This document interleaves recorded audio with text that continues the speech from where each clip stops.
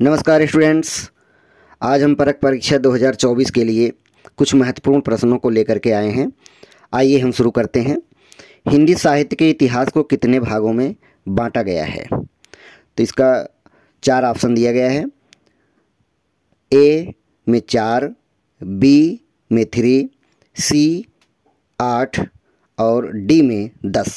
तो इसका सही आंसर होगा ए, 4 भागों में बांटा गया है। दूसरा प्रश्न है स्टूडेंट, किस काल को हिंदी काव्य का स्वर्ण युग कहा गया है? तो इसमें 4 ऑप्शन दिए गए हैं। वीरगाथा काल, मध्यकाल, रीतिकाल, आधुनिक काल। तो इसमें सही आंसर होगा आपका बी, मध्यकाल। मध्यकाल को भक्ति काल भी कहा जाता है। तीसरा प्रश्न है, श्री रामचरितमानस की कथा का मूल स्रोत बताइए। श्री रामचरितमानस की कथा का मूल स्रोत बताइए। तो इसमें 4 ऑप्शन दिए गए हैं। रामचंद्रिका, वाल्मीकि रामायण, हनुमंत राय, कंब रामायण। तो इसमें सही आंसर होगा वाल्मीकि रामायण।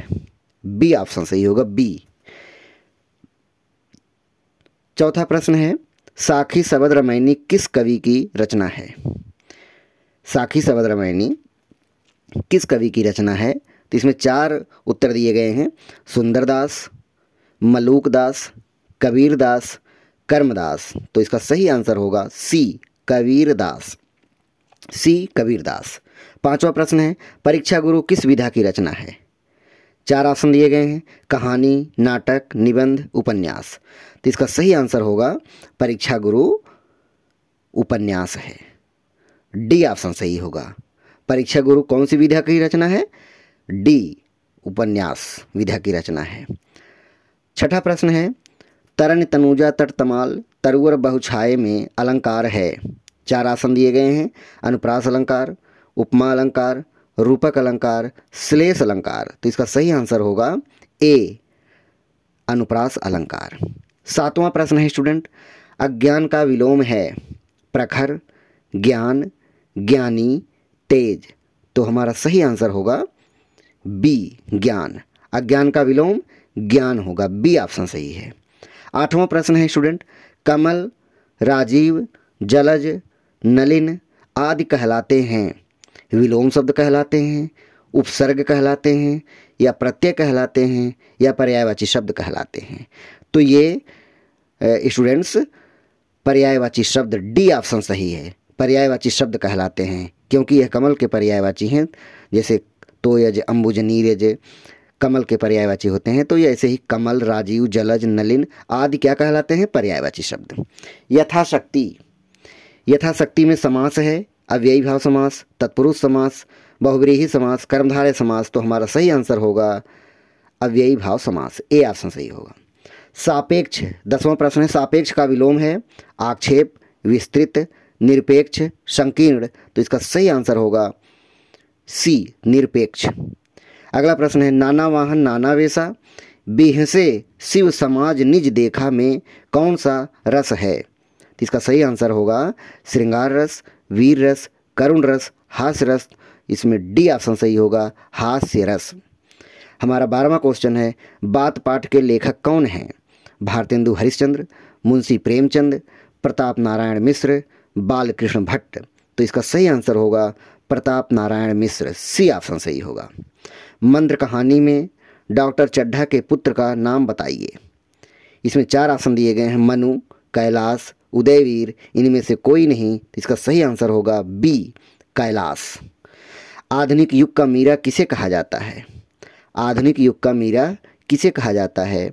शिवानी, मन्नू भंडारी, सुभद्रा कुमारी चौहान, महादेवी वर्मा। तो इसका सही आंसर होगा स्टूडेंट महादेवी वर्मा, डी। अगला प्रश्न है, दीपदान एकांकी के लेखक हैं जयशंकर प्रसाद, डॉक्टर राम कुमार वर्मा, उदय शंकर भट्ट, उपेंद्र नाथ अस्क। तो इसका सही आंसर होगा student B, doctor Ram Kumar Verma. 16वां प्रश्न है, चौपाई के प्रत्येक चरण में कितनी मात्राएं होती हैं? 12, 13, 14, 12, 13, 16, 14। तो इसका सही आंसर होगा सी, 16 मात्राएं होती हैं। अगला प्रश्न होगा स्टूडेंट, इनमें से किस शब्द की वर्तनी शुद्ध है? उपर्युक्त, उपरोक्त, उपर्युक्त, युक्त। तो इसका सही आंसर होगा स्टूडेंट ए, हमारा उपर्युक्त, ए उपर्युक्त, उपर्युक्त। 18वां प्रश्न है, अपना उल्लू सीधा करना मुहावरे का अर्थ है अपना मतलब निकालना, कार्य पूरा हो जाना, दूसरे से कार्य करवाना, अपना कार्य करना, अपना कार्य पूरा करना। तो इसका सही आंसर होगा स्टूडेंट अपना मतलब निकालना, ए ऑप्शन सही होगा। हमारा स्टूडेंट 19वां प्रश्न है, आंसू का तत्सम क्या है? ए अद्य, बी अग्र, सी अश्रु, डी अक्षि। तो इसका सही आंसर होगा सी अश्रु। 20वां प्रश्न है, विद्यालय का संधि विच्छेद है विद्या जमा आलय, विद्या जमा लय, वि जमा आलय, डी विद्य जमा आलय। तो इसका सही आंसर होगा ए विद्या जमा आलय। इस तरह से स्टूडेंट आपके ये 20 प्रश्नों का एक संकलन था और इसके लास्ट में उत्तर पंजिका भी दिया गया है, आप उसे भी देख करके मिला लीजिएगा। अगर कोई त्रुटि होगी तो आप कमेंट बॉक्स में मैसेज के माध्यम से बताइए, मैं उसे करेक्ट करूँगा, या आप करेक्ट बताइएगा, कमेंट बॉक्स में लिख करके बताइएगा मैसेज के माध्यम से। धन्यवाद स्टूडेंट्स।